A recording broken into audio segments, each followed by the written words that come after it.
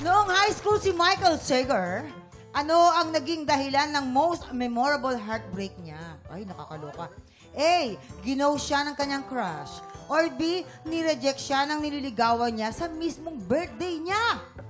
Ay, grabe. Naikwento sa amin to ni Michael. Ano to, birthday daw niya, ate, di ba? Oo, nireject siya. Tapos, habang kumakanta daw siya nung ano, di ba? Ako, kunwari, ako yung may birthday.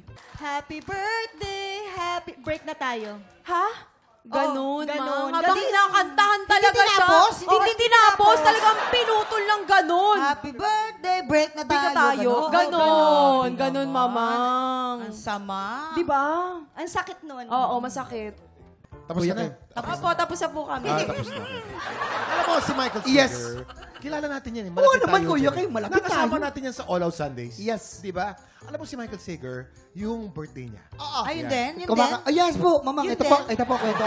Birthday niya, no? Okay. Tapos kumakanta ng happy birthday. Happy birthday to you. Yan.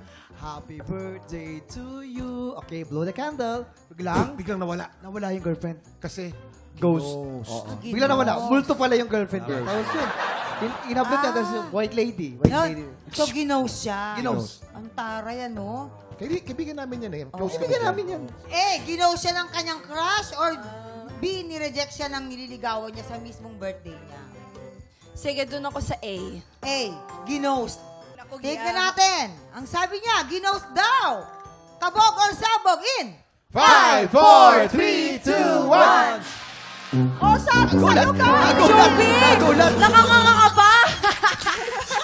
Kawawa naman si Joby, nakanganga!